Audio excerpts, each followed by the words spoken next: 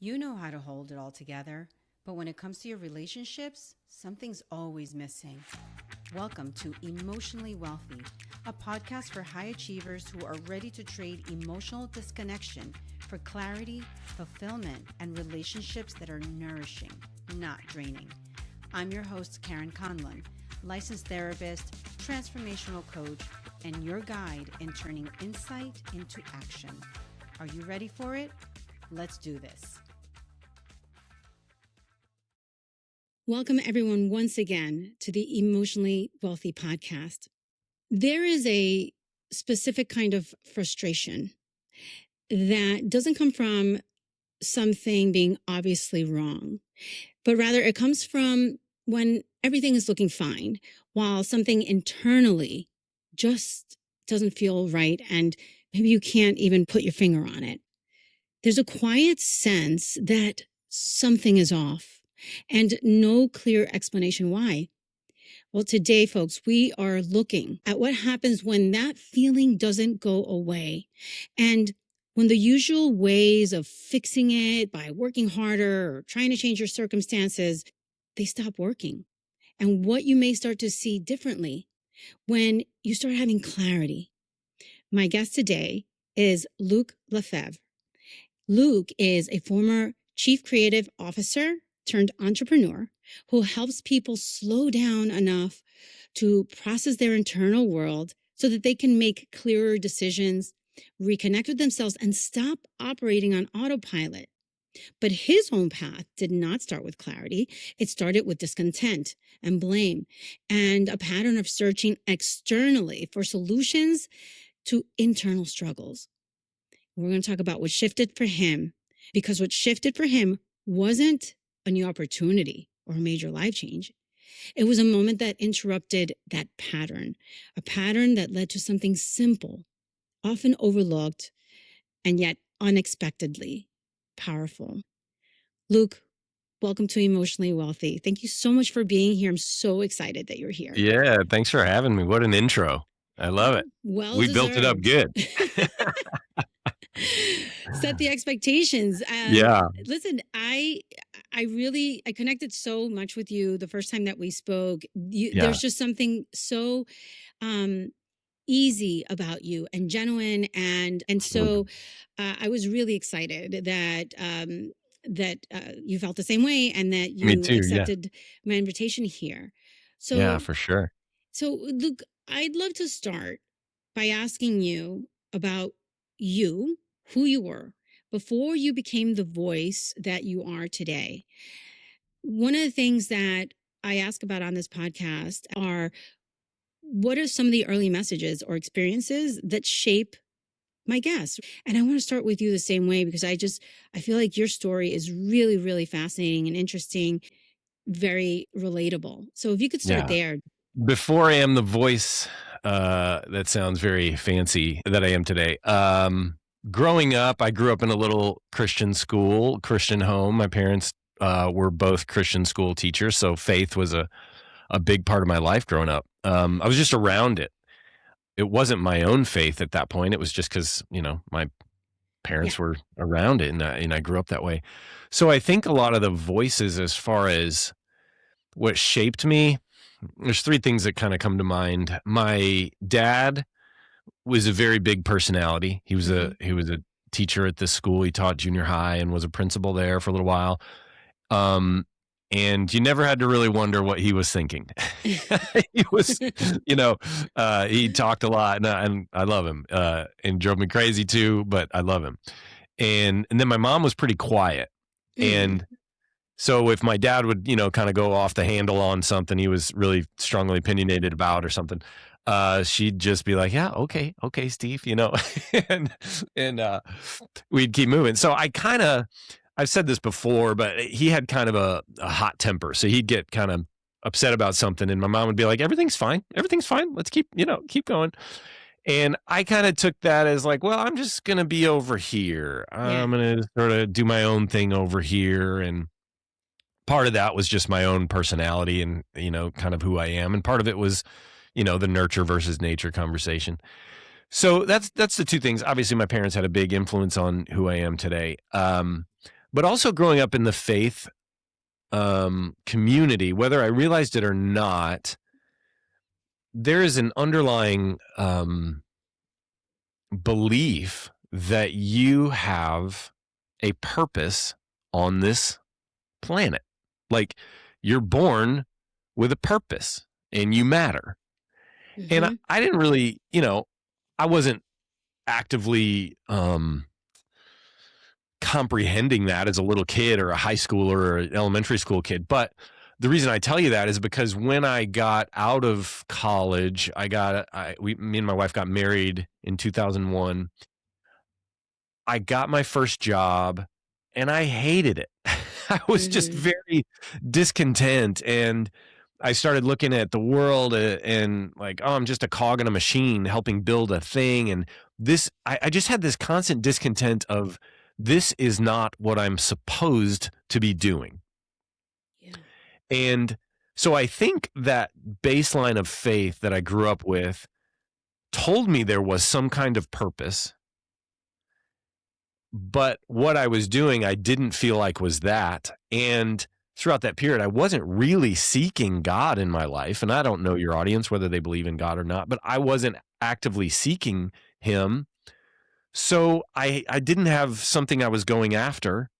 And then I just felt discontent in where I was, Mm-hmm. that it wasn't what I was supposed to be doing. And from 2001 to about 2006 or 7, and the first, I was 20 to 27 years old there, I was just like, just discontent is the way to put it. Like, I wasn't happy with my jobs. I complained to my wife. I was overweight. I had pornography addiction that I didn't want to tell anybody about, all of those kinds of things. And so, but I think those three things, my dad's big personality, my mom's sort of quiet one, and this kind of underlying belief that there was a purpose to life and that I wasn't hitting it. You mentioned that when you had that first job, you were very discontent, and our jobs are not always the things that give us purpose. So if we're so invested in that work where we don't look for purpose elsewhere, if we're not finding it Yeah. there, what was the message around purpose? Like, did you have a thought about what it was supposed to feel like, or what you were supposed to feel like? Like, what made it very clear to you Yeah. that you didn't have that, or there's something around that was It's a missing? good question. If I'm just being honest, I was a huge Pearl Jam fan. You know the band Pearl Jam? And I was expecting uh so many other answers. I wasn't expecting Pearl yeah. Jam. Yeah, Love it. exactly. Like, I'm gonna give you the real answers. I try not to BS on these things. Um I I don't know if people are familiar, if you think about the Enneagram thing. This is just gives us a Yes. little Yeah. framework. Yeah. If I have to pick a number on there, I would fall into the 9 category, which is the peacemaker. Mm-hmm. And so growing up, I was the peacemaker, and that could go back to my parents and that sort of thing. But probably just part of my personality as well. But when I get to high school, I get my license and I start driving, and I put in this new CD from this band, Pearl Jam, and there's this incredible, angry, passionate singer Yeah. that is not worried about what anybody else thinks. And I follow him, I read his articles in Rolling Stone and all these things. And I'm just like, man, that's incredible. Like, Yeah. he knows, whether he actually did or didn't, he knows what he wants. He knows where he's going. He doesn't care if he makes anybody upset. And he's saying what he thinks and feels. And that, again, cognitively, I didn't know that's what was happening, but I Mm-hmm. was so attracted to that. Same with Bono. I was a huge U2 fan. Like, Yeah. same thing.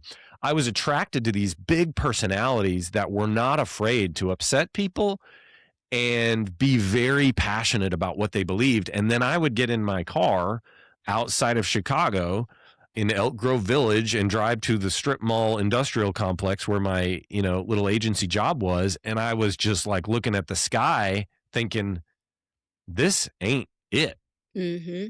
And so you could argue that some of that passion came from me wanting to feel what those guys felt, but also around high school, senior year, college, I started to just be like, what do I want? I don't Yeah. really know what I want, you know? And so I just sort of slept walk is what I call it through college. And um, I just kind of did the next thing that was in front of me. Well, I'm sort of good at drawing, so I guess I'll go into design and maybe there's a job I can get like that. It wasn't, oh, I'd really like to do that someday. It was, well, this is sort of where I'm at. What should I do next? Yeah. So there wasn't an intentionality to it. And then I get out of school and get that first job, and I've got like these passionate voices in my head. And my dad was a very passionate person, so that was probably in there too. And then I get this job where I'm sitting and making brochures for sprinklers. And I'm like, no, I don't even like sprinklers, you know? And so it was just this really intense tension there. Um, Yeah. so I think I'm just a very driven, passionate person, and I hadn't yet let that out. Yeah. Well, it's again so interesting to hear the parallels, how creativity in one Yeah, way or for sure. another has actually played a role Oh, yeah. towards getting you to where you are today. You Oh, know, yeah. yes, you were great at drawing. Did you want to really do it? No, but you know, it got you to the next step. Yeah. Yeah. It was through listening Pearl Jam Yeah. Yeah. that you experienced someone being able to unapologetically express Yes. anger, Yep. and again through a creative route, Yep. right? Yep. So That was the it. parallels are not lost on me. The other thing Yeah. that I'm also observing is I'm thinking about the extremes that you grew up with, like Yeah.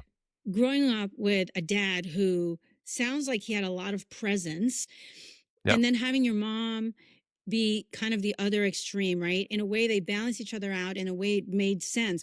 That Yeah. being said, it's interesting because we all have roles in our families, Yeah. and you have self identified yourself being as the one having that peacemaker role.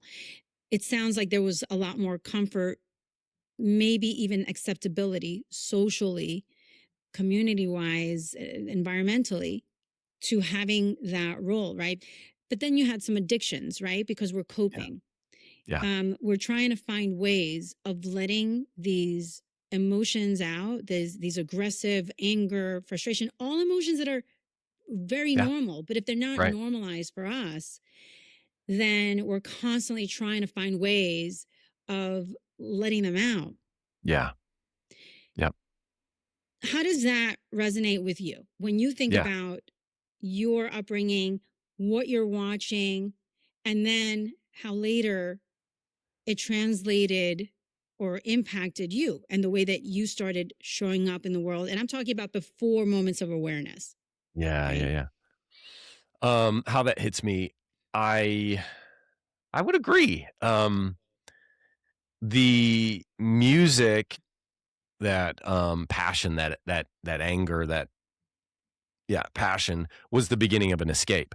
And that's really where I found a lot of comfort was in that beauty, that escape of music, of movies, of films, of stories. I read tons of books, novels, you know, scary books that made me felt things, made me feel things. Yeah. So that was sort of the escape, but I also loved it. I tried writing a book in high school. I tried writing a novel. Then throughout that 2001 to 2006 or 7 area, I started a band with some friends, and I wanted to create that thing I felt. I Yeah. wanted to make it happen, and I sort of thought the band was going to save me. I thought that was going to be the thing that would cause healing or freedom. And so yeah, it lines up for sure. And I think all of those things are beautiful. Mm-hmm. Um, and now you've got some awareness and you need to change some things, but you might not have made it. I don't Yeah. know if I would have made it without the band, without the music, without the passion of Eddie Vedder, about, you know, all of those things. They helped me get through some really Yeah. strange mental times. Yeah. Until, you know, around 2006, I had been married 5 or 6 years, but it started to that discontentment was like, all right, I'm 26, 7 years old. Am I going to be like this forever? Yeah. You know, I don't I don't want to do that because I don't like that. And that's where I really started questioning the faith I grew up with.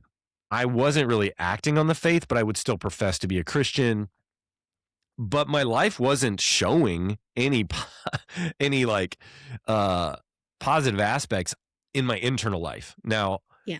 if you saw me from the outside, you'd be like, "Wow, he's got a great wife, great job, everything's going well." But inside, I was messed up, Yeah. and I feel bad. I feel some shame saying um, how I don't want it to be a reflection of my wife during that time or anything like that. It was all me Hmm. inside, and it was hidden.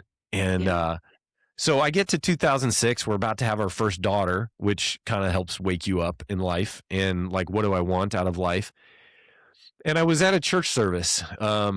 Like I said, I would profess to be a Christian, but I wasn't actively seeking. I had some of these addictions. My life, if you looked under the hood, in my soul and my brain was not in a necessarily positive place. And this pastor was at the church I was at. And at the end of his talk, while I'm having all these doubts and thinking, geez, maybe it's time to give up on this faith thing. Like, maybe it's all just stupid and fake and made up. And um, just at the end of his talk, he goes, I dare you to just ask God to rock your world. And it was just a simple phrase. And for some reason, it stuck with me. And I left that service and I was like, well, I've kind of been thinking about leaving this behind. What if I just gave that a shot? And if God's real, maybe he'll do something. If not, then I'll move on. And so I went out and I bought a new Bible. I don't know if we talked about this before, but I went out and I bought a new Bible that day to add to the stack of Bibles I had already, because this new one was going to work, right? And and Well, it's a I newer edition, so come on. yeah, right.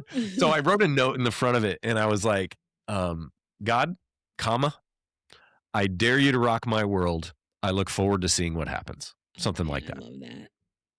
And it wasn't lightning strikes, but I went home and I was just more open to not doing it like my parents thought I should or anybody else. I was like, all right, if you're real, show me. Let's go. Yeah. And so I started reading some books I hadn't read before. I started like moving and, trying to expand my brain a little bit.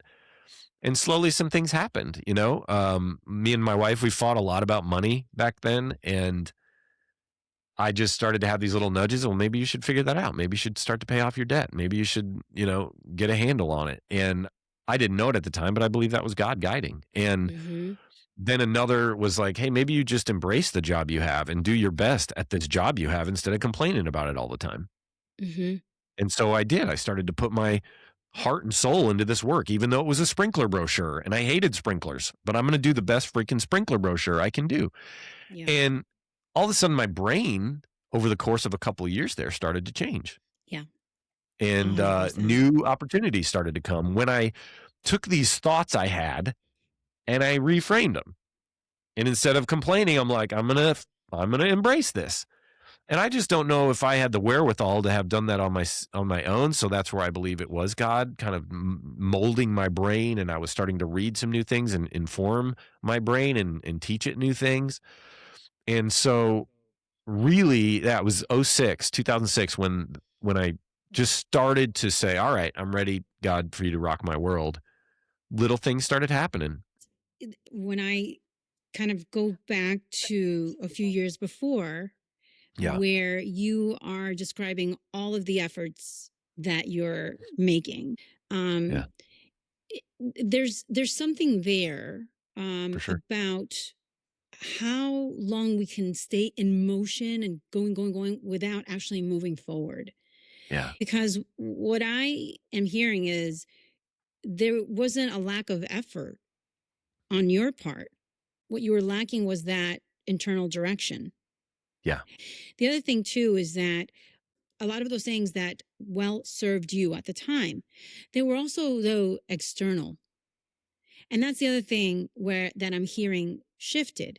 You didn't have to take what the pastor or reverend said. You didn't have to take that challenge. But that was another attempt to try. it feels like something shifted internally for you in that moment where now you weren't just looking externally, because all of those other things were tangible. You could touch the band, you could touch the instruments, you can do all these things. But this had to come from inside. This had to come from a place of faith and a place of openness. There was nothing external about that. Do you know what I mean? It was all Yeah. something that was driven internally. And then there's this mindset shift that starts to happen Yeah. where now, bringing the science into it, your mindset shifted. And so your brain starts looking for opportunities, not for failures. Your focus has now shifted towards opportunity. Yeah. And it started with your openness to faith and Sure. giving it another opportunity Yeah, for sure. it to work And for I you. would credit that um to a bunch of different things, but ultimately I believe there is a Holy Spirit, and I think a lot of the discontent people feel is a stirring Hmm. that they should pay attention to. Yeah. And because when you have some areas of your life that you're feeling restless on, that you're feeling stirred on, pay attention to it. If you're unhappy or restless in your marriage or your job or whatever it is, that's a sign that there's Yeah. something there to dig in on. Yeah. And I'm grateful for that. And I feel like it ultimately is God pulling you towards what he wants to create with you and through you and in you. And ultimately opening yourself up to that, like you said, is a key to it. Yeah. The other thing,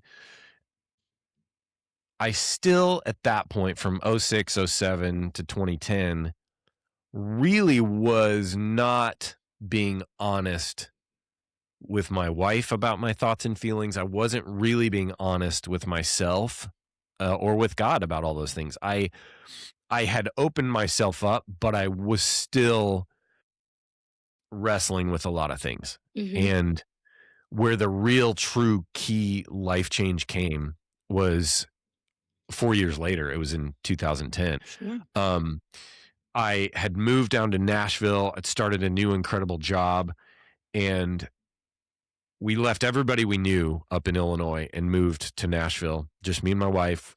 We had one daughter at the time. We had another on the way. And then he was born here a couple months after we moved here. And I thought, okay, I left the band. I'm going to embrace design. I'm going to become a graphic designer, and I'm going to embrace this creative thing. We'll move down to this new place. And I get about a year into that, and I've still got my addictions. Hmm.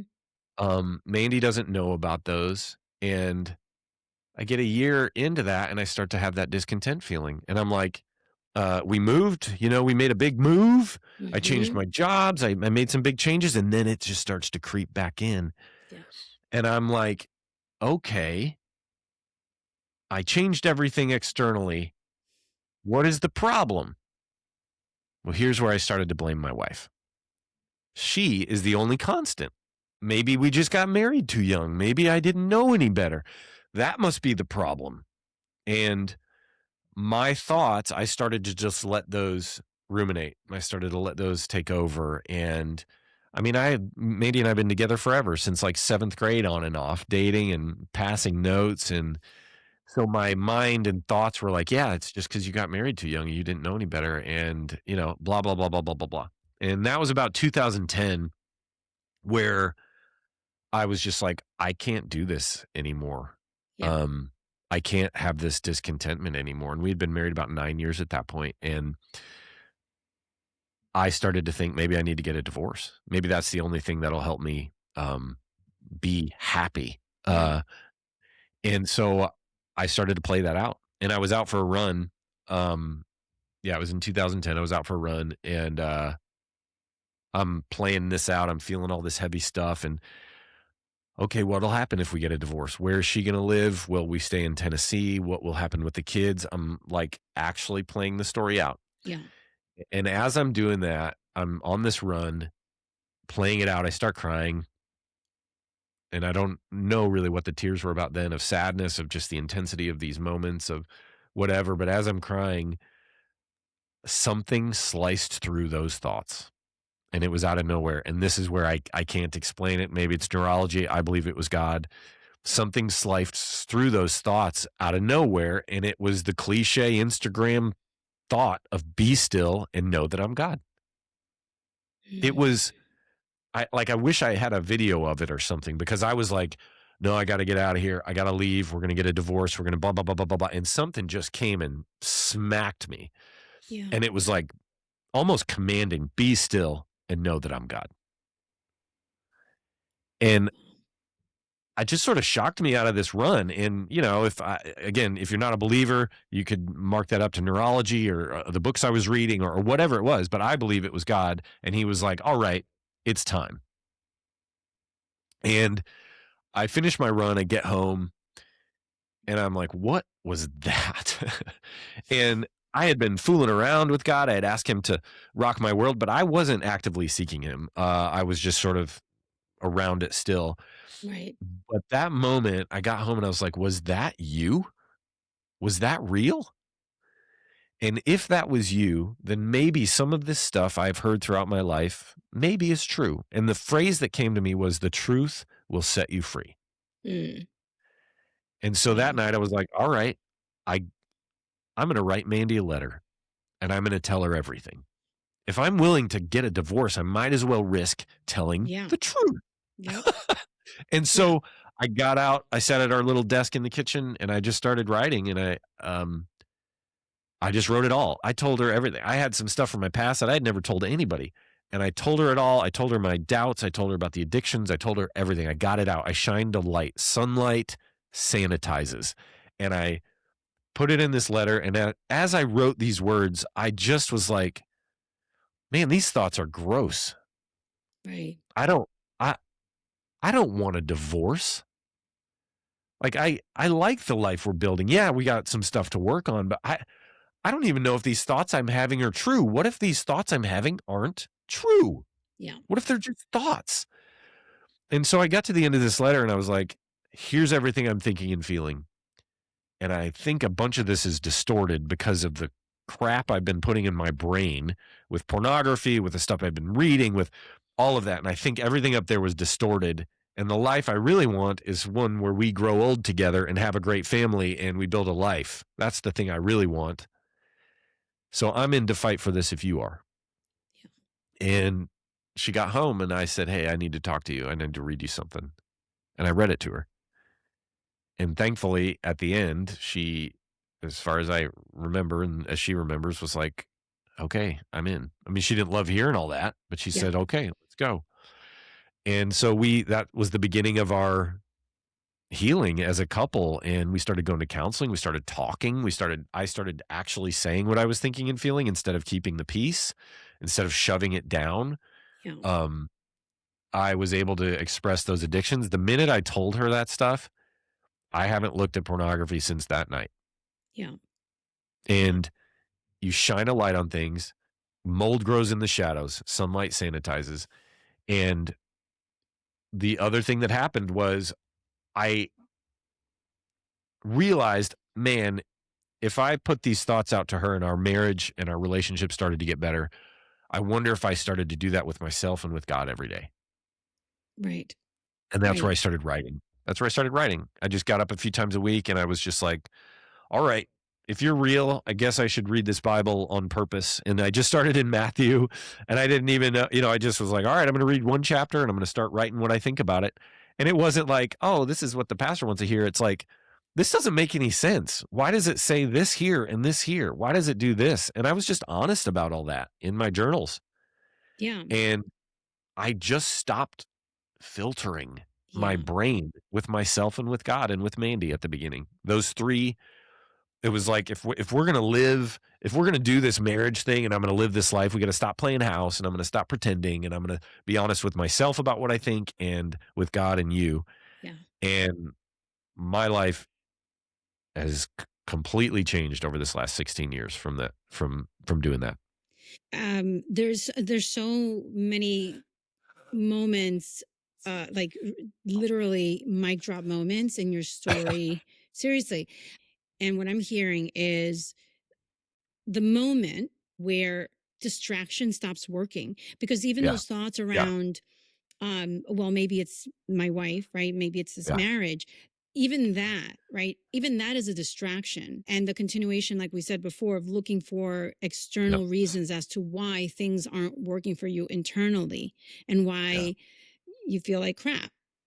A lot of people, I think, they think they're self aware because they're constantly thinking, which is the other thing that stands out to me. But just because you're thinking does not mean that you've actually slowed down enough Yeah. to actually see your thoughts, right? Because, Yeah. like what you just said now, um, after you wrote this letter to your wife that was honest and really just risking it all, it was in that moment that the true self awareness started to happen, because Absolutely. you slowed down, you looked at your thoughts, and you're saying to yourself, no, that is actually not what I want.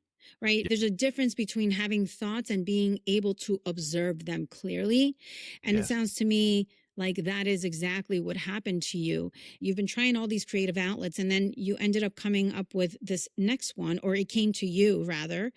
Yeah. Um, and this was the outlet that allowed you, ironically, to become empowered. And I think this is something that happens, Luke, to so many people, where they don't realize that the answer a lot of times, most of the times actually, is within us, but we have to stop. Yeah. The difficulty, though, in stopping, let's talk about that for a moment, because Yeah. you went through a really long time of being the person, just like many of us, of looking for the thing externally, trying different things. Like I said before, not for lack of effort, not for lack of Yeah. trying. Yeah. And then stopping was so difficult. What was it that made it so difficult before you had this moment? First of all, had you ever tried to stop before that? And if you did, what happened? Um, I would write lyrics. Mm-hmm. I would write poems that were always sort of around the truth. Mm, So the band, the lyrics were, sad or angry or depressed, but they were always sort of around the heart of the mm, matter. yeah. So I would say I tried to be creative and express something, but I never just ugh, Mm, gave up, I guess. yeah. Um, when you meet somebody who's just trying so hard to do whatever it is, they're just like, I had a sales guy come to our house trying to sell us a new water softener thing one time, and he was not doing a great job. He said he was going to be there for 15 minutes, and he was there for like 2 hours. And he's in the middle of another spiel, and he's like, "Yeah, but then, so we got to do this, we got to do this." And I was like, "Hey, hey, hey, hey, hey, hey, hey, hey, just stop, like Just stop." stop. Yeah. And he goes, "Well, I'm going to get on the phone with my supervisor, and I'm going to hold it. No, he doesn't want to buy this thing." And I was like, "Stop! I know nobody's on the other line. Like, just stop. Can we just be humans here? Hmm. It's time to be done." And he Wow. just wouldn't listen. And finally, he was like, "Yeah, all right." And I was like, "We're good, man. We're not going to buy the thing. Let's move on."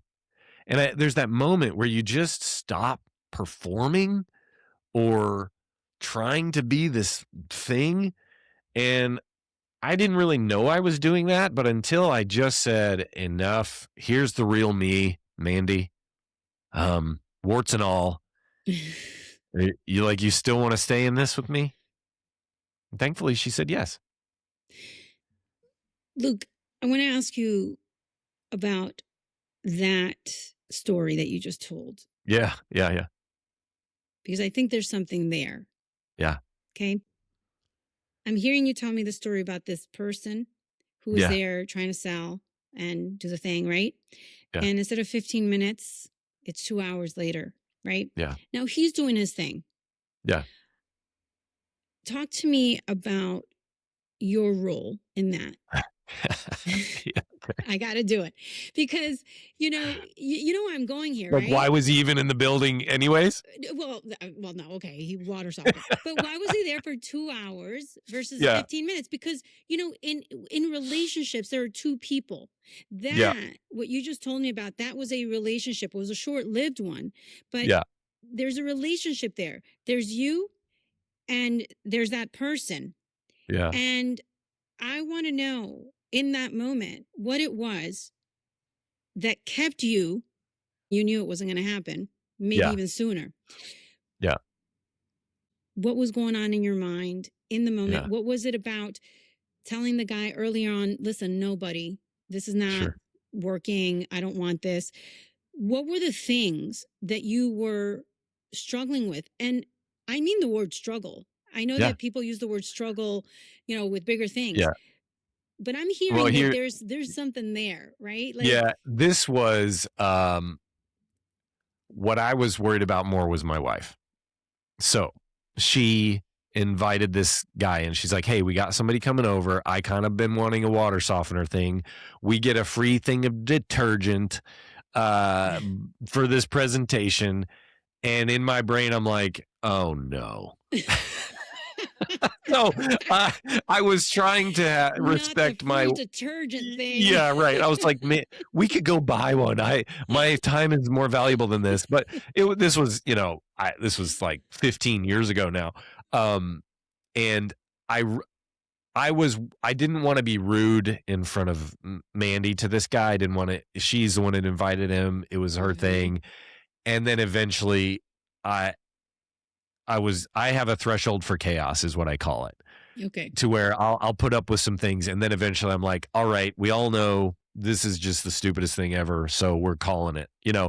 And 15 years ago, way more peacemaker than I am now, Yeah. and I would have called it within the first 10 minutes now. Yeah. But at the moment, I was trying to respect Mandy. I didn't want to be rude to him. So all of that was going on. Yeah. Yeah. And that's why I asked. So oftentimes our roles in family systems, and also in how we see ourselves, how we think we're supposed to present the image, all the things, right? Yeah. Um, are very much the things that we take into other relationships, whether Yeah. they're short term or long term. And so it makes me Yeah. wonder if that little incident was a microcosm also of some of the other ways that you might have been showing up in your relationship with your wife. Like, were there a lot of times that you maybe would have wanted to say no, or I want to do something different, or Yeah. whatever, but For maybe sure. for wanting to please or for wanting to keep the For sure. peace, Yep. you didn't say it. And so Yep. we continue to play these roles that we're prescribed in Yeah. childhood, either directly or through what we see, through the positive reinforcement that we get. And then we bring these things into other relationships without Yeah. realizing it, right? I think the difference now is that it sounds to me like you have a very clear understanding, a much better understanding of who you are, which Oh is yeah. a person who can set boundaries. And that doesn't mean that you are now a mean or Right. ungracious or impolite person, right? Right. It sounds to Right. me like those things are no longer all They're intertwined. not jumbled up anymore. Yeah. Yeah, yeah, Of course, you still have some relationships that you get pulled back into that or not. But at the time, that was probably a year or two after yeah, Mandy and I had really started to dig in and tell each other the truth. So I was asserting myself more yeah. and practicing those things, and saying the truth and being like, all right, everybody, we're done. you know. As you were, So Luke, as you were practicing that and doing that, as you started to practice and journal, which I want yep. to now get into in a minute, but like Yeah. as you started to do that and assert yourself, find the language, articulate, can Yeah. you describe or talk a little bit about what were the feelings that you noticed came up for you? And on a scale of 1 to 10, did they start off at a 10, and now where are they at whenever you're thinking about describing something or expressing yourself? Yeah. At the time, as I started to practice, it's really uncomfortable Yeah. until you do it. Yeah. Then, as far as my personality goes, I feel confidence. Mm-hmm. Ah, I I freaking said what I was thinking. You know, some people you meet and you're like, geez, you need to stop saying what you're thinking. You need to come over this way a little bit. And then other people, which, who knows what most people are like, but a lot of folks that I interact with as far as the journaling goes are needing to learn to express the things they want and need Yeah. instead of squashing them down. Yeah. So that's a lot of the people I work with. And once you do it, though, once you step out and you say the thing, or you create the piece of art you want to create, or you tell the truth in a journal, or you show yourself on a camera in our community, or whatever it is, you're so nervous about it. But then once you do it, you're like, oh man, I just got a glimpse of the real me a little bit. Yeah. And then confidence comes, and then you want to do it again. Yeah. And so I think it's shame. You don't want to look stupid. You don't want to hurt somebody's feelings. You don't want to do all this stuff. But man, like once you do start telling the truth, and once you start being yourself, confidence comes. It's why I try to, on these podcasts and in my community and all social, I'm just trying to break down the mask. Like just take it off. Like can we just be humans talking to each other? Yeah. And I think we all need that a little bit, and a lot of it. And so there's confidence that comes once you do it. Once you step into those things, for sure. Luke, what were some of the things also that you started to become aware of that you hadn't allowed yourself to see before? I know that you started to become more honest. You started to become more authentic, finding the words, right? Yeah. To be able to show up from a place of honesty. Were there things that, apart from those things, just about yourself that you hadn't allowed yourself? And I'm asking you this because also I think about what you said a few minutes ago, where you said you were writing lyrics, but you were writing around the thing. So what were the things, right? What were the things that you now stopped writing around? And I mean, it really was the stuff with Mandy at that point. So my lyrics or my poems would be, I don't even know if I can think of one, but like, if you look at the really early journals, it's like, there is a bag that if I open it, the world will change. Or, it's like, if I reach into this bag and open it up, everything in my life will be different. Versus, hey Mandy, I'm doubting our marriage and I need to talk to you about some stuff. Yeah. And it came through in these, deep, oblique, opaque lyrics, instead of, hey, we didn't go to bed at the same time last night and I looked at porn. Yeah. Yeah. It was like this desire to, for a magic pill to just come and change everything. Exactly. Instead of telling the truth and dealing with the consequences.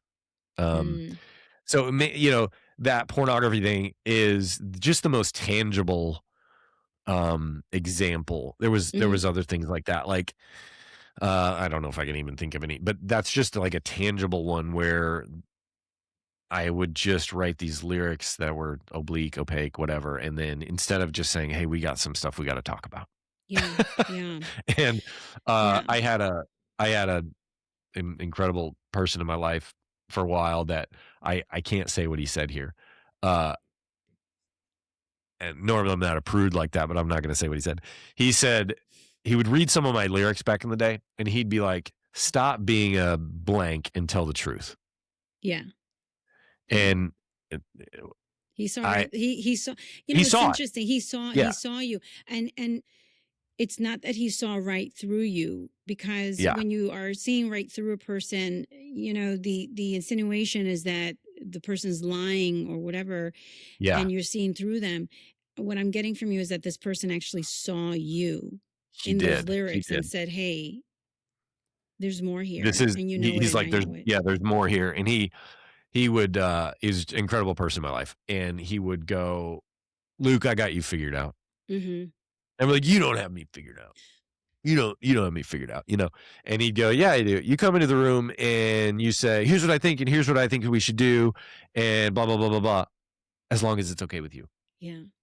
So I would have these big things, and then I'd be like, as long as it's okay with you. And I was like, screw you, man. But he was right. He was right. Well, it's when we're not ready to hear it or Yeah. see it, we oftentimes put our hands up and say, Yeah. no, I don't think so. Yeah. But there you are now, so many years later. Yeah. Reaching back and remembering what he said, because there was absolutely clearly something about it that held so much truth for you. And I want to make sure that as we're talking through this, that you're on a podcast or people listening are like, man, and I don't even know if people are thinking this, but, oh, they've got it all together and figured out. Mm-hmm. That is not the truth. The truth is I still deal with all this crap every day. Yeah. But I'm better than I used to be. I'm more aware than I used to be. I'm more confident, more self-aware than I used to be. But it's a constant daily practice for sure. Well, I'm glad that you normalize that, because when people are thinking about what healing looks like, when they're thinking about what recovery looks like, when they're thinking about what being on the other side of things look like, I think that there's oftentimes this perception that, once we hit this milestone, we are good. And one of the statements that I used to make to clients, sometimes when I'd be working with them for a while and they'd be kind of on maintenance for a while, and then all of a sudden life would throw a wrench in their lives, and to be like, WTF, like, seriously again? Yeah. And I would say, listen, new level, new devil. Yep. New level, new devil, right? That's it. You're not going to undo this. This does not undo all the progress that you've made. You may be tempted to go back and cope in the same ways that weren't serving you before, because at least it's familiar. It may not be great for you, but it's familiar. And because of that, there's a level of comfort there. Yeah. So this is where the rubber hits the road and you make a decision. Do I go back to that? Or do I say, okay, so I'm looking into my coping toolbox here. There's nothing here that quite fits. I need to work on something new. Yeah. Right? Yeah. And so I want to bring in now journaling. I would love for you to talk to me about how you made this, number one, into a consistent practice, how this became this thing where you're actually helping others and helping others guide themselves even. Tell me about what you have done with journaling, how you've made that consistent, and then how you've spread it to other people. Yeah. Well, how I made it consistent was it started with that letter to my wife. Mm-hmm. And then I started a few days, weeks, timelines from 15 years ago are a little wacky, but I started just getting up early, like I said, reading a chapter of the Bible and then writing what I think about it. And the story I told you there earlier, I didn't really start telling anybody that story until 5 years later. So from 2010, it was just me and Mandy, journal, our kids, and I'd get up early a few days a week and I'd write in this journal. Did that from 2010 to 2011, 2012, 2013, 14, 15. And I had a few stacks of journals. And I started to look at my life in 2015 compared to 2010, and we had paid off all of our debt. Our marriage was in a healthy place. I had gotten a bunch of promotions at work. And I was just like, oh my gosh, this is helping. And I believe God is woven through all of that. But I set aside that time in the mornings. I got everything that was here out onto a page so that by the time I got to my day, I had already had some time to think about what I thought about it. Yeah. And so then I was in a leadership position by that point, 2015, and people would come to me with their problems, and it was never about work. It was always a relational problem or emotional problem or something. Oh, and I'd be like, so all right. People at work started to see you as a safe space. Oh, yeah, for sure. Yeah. For sure. And I'd say, all right, here's what you do tomorrow. Just get up early, get a journal and a pen, and I want you to just write everything you actually think and feel about this thing. Don't hold back. Don't edit yourself. Just get it out on the page and then come back and tell me how that went and how you feel. And people would come back and they'd be like, I did that thing you said to do this morning. And I feel so much better. And I'm like, I know. And so I would start, I just started talking about it in a little bit of a way and telling a little bit of that story. I worked at Dave Ramsey's company at that point, and I kind of became known as the journaling guy there. And a couple of leaders there were like, hey, will you teach your framework thing to some other people? And so I just started doing it and teaching little things, and journaling became sort of a thing that people did. And I just kept doing it. So I've been doing it for 16 years now. In about 2020, I started to think, is there like a book here or a Mm. business or something? And I was all in at Ramsey. I wasn't really wanting to leave. But over the next couple of years, I just started to feel a real passion around helping people, like you said here, slow down enough to Hmm. figure out where they're going. And I really didn't know it was going to be all about journaling, but I was going to go and start something, write a book about all this or something. And then I left Ramsey to move in this direction. And the thing people just kept coming back to was like, hey, what's that journaling thing you keep talking about? And so I would just walk them through a process, and then they would enjoy that better than this coaching I was trying to do or whatever.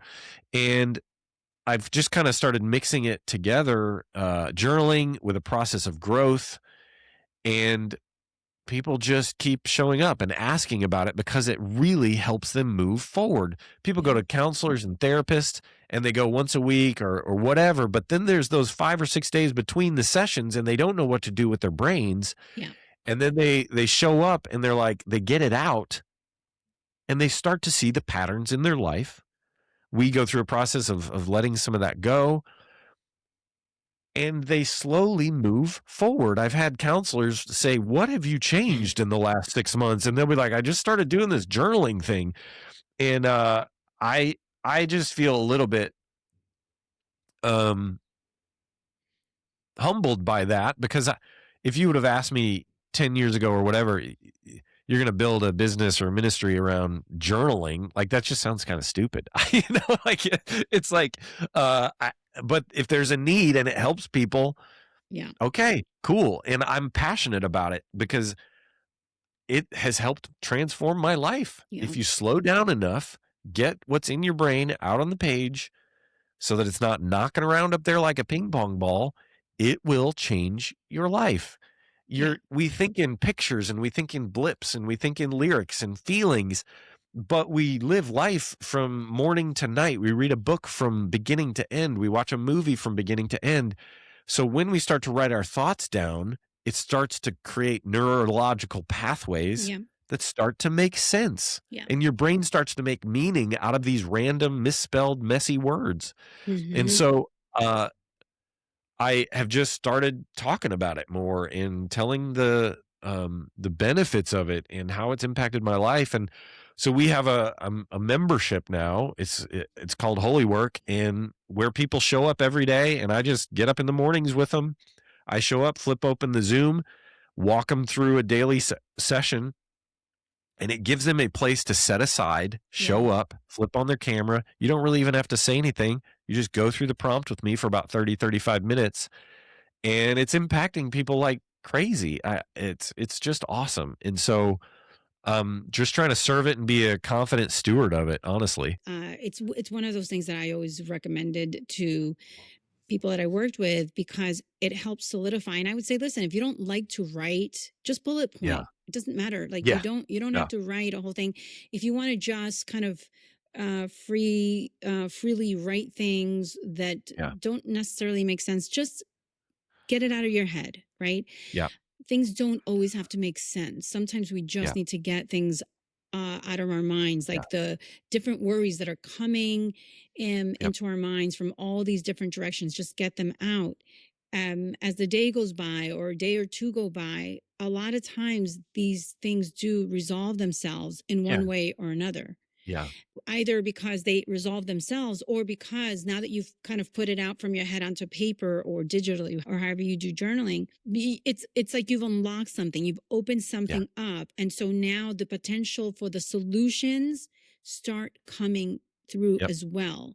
And I think that's Exactly. the biggest message from my perspective as to what I've seen with regards to journaling, with what I have experienced.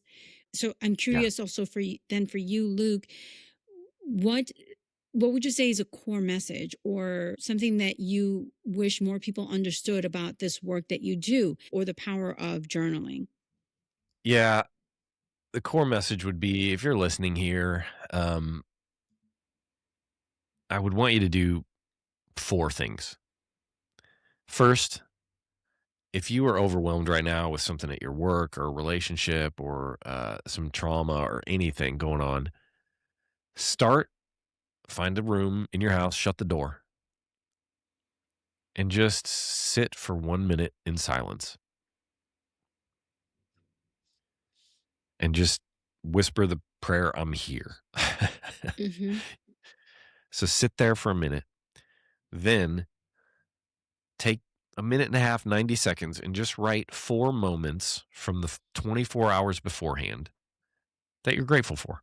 Mm-hmm. It could be a little giggle from your daughter, or it could be a amazing song and a sunrise that you hit on the way to work. I don't know what it is. It could be the coffee that you had. 4 simple moments that you're grateful for. Then take a pen, get a journal, and I want you to write nonstop for 10 minutes. I know that might seem long, but I just want you to get that pen, start writing, and do not stop. Don't lift your pen. Don't worry about spelling or grammar, and just write for 10 minutes whatever is actually going on in your brain. The anger, the fear, the whatever it is, just get it out on the page for 10 minutes. And here's the key: do not judge what you write. That's the core message. Just because you write it down does not mean it's true. Just get it out, put it on the page. And at the end, go back, read it through, and just say, if there's an editor in there that's, well, you shouldn't be thinking this or you shouldn't do this, and just say, thanks, not needed.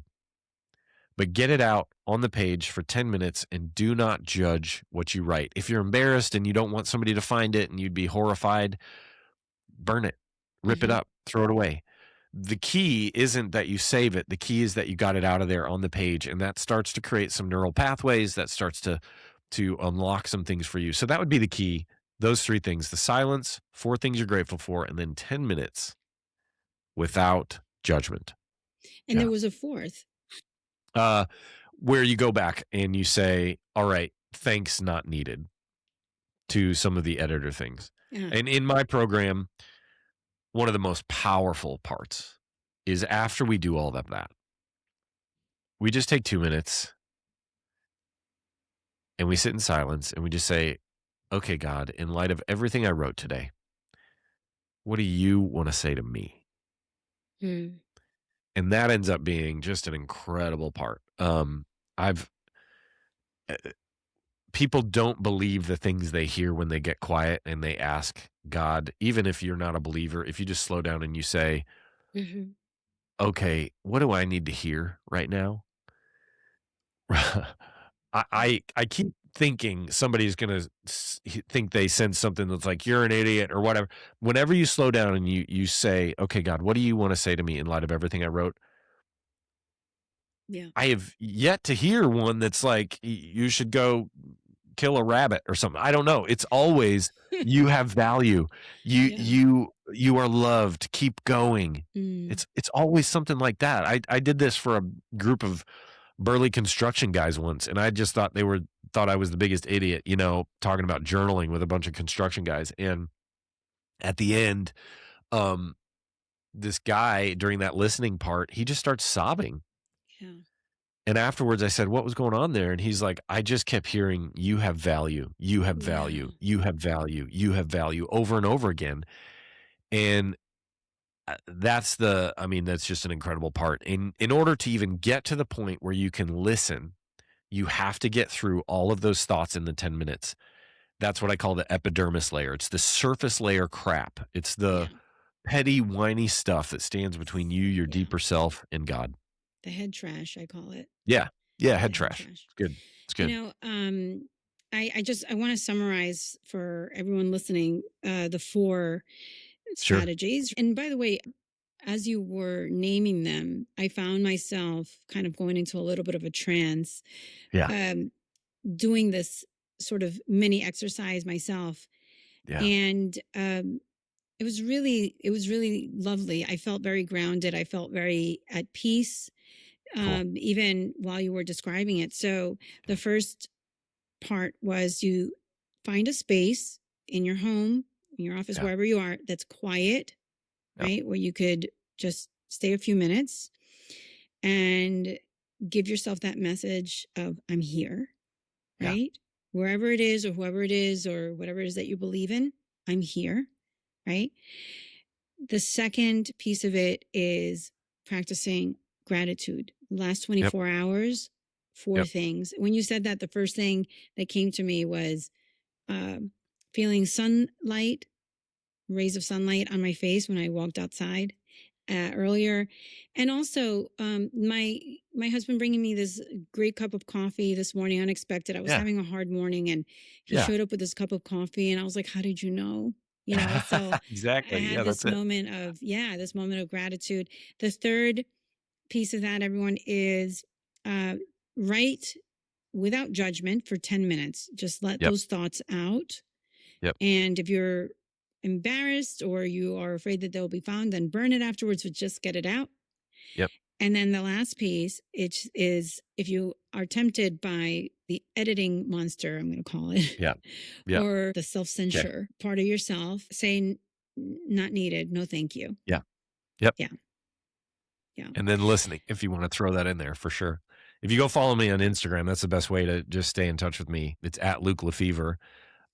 Follow me there and just type Karen, and I'll know where it comes from, and I'll send you that 10-minute guide. Wonderful. I'm going to make sure that we have that in the show notes. Thank you so much. I want to say one last thing about that story with the construction guys. Yeah. It's it's so rare that I think people, and men particularly, Yeah. get an opportunity to be vulnerable. And we're all, if you think about um, a maternity ward, right? I want everybody listening to just think about a maternity ward and imagine that you're looking through that glass at all the babies, right? And some are little girls, some are little boys, but they're all the same. We're all born with that vulnerability. We're Yeah. all born with the ability to cry when we need help. It's Yep. a normal and natural thing. We're all born with the ability to cry when we feel pain.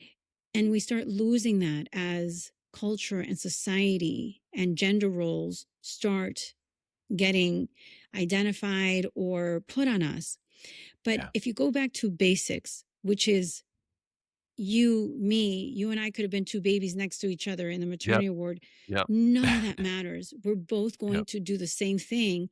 And we're both going to be comforted, Yeah. by a For sure. cradle or a hug. And that's what I want people to know. You gave that man and those men a safe space to just go Yep. back to basics, which is Yep. they're feeling people Which is what we and do they in need a this space. We all need a program. space. Yep. Exactly. It's like Yeah. we just slow down to help people figure out where Yeah. they're going. Love it. Wonderful. So we can find you on Instagram. What is That's your the website? place. Also, Yep. I'd love people to go there and Yeah, you can check go to you out there too. holywork.com. Yeah, holywork.com. But I love talking to people. That's the Instagram thing. You can just have great conversations with them there. So Yeah. Well, you yeah. have great Instagram posts. So I encourage everyone to go there. Luke, I mean, honestly, we could talk for another hour. I Yeah. really want to thank you for the generosity of your time. Sure. And I think that what your work does, it goes to show that even if you think you have an idea that is crazy, out of the box, or like, oh, why would anybody care? You know what? There is a space for you. There's Yeah. something there for you. Don't abandon things just because you don't know if they're going to work or where they fit. Yeah. Just stick with it for a little bit, even if Yeah. you're I just love that. thinking about it. Okay. Journal on it. Yeah. Right. Yeah. Luke, thank you so much. I have one last question for you, which is a question Okay. that I ask all of my guests. If Okay. you were to define emotional wealth, Mm. how would you define it? How would you Oh. define emotionally wealthy? Oh, good question. The ability to express the feelings that you have without shame. Hmm.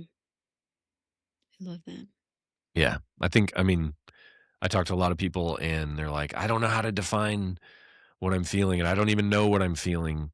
And if you can put some language to it and learn what the feelings are, even, whittle them down to the 8 core or whatever definition you want to go by, when you can be like, oh no, this is anger. I'm passionate about this and I need to do something about it. Or I'm really sad because this mattered to me, or I'm hurt because what that person said. If you can define that without shame, um, that's a pretty wealthy place to be.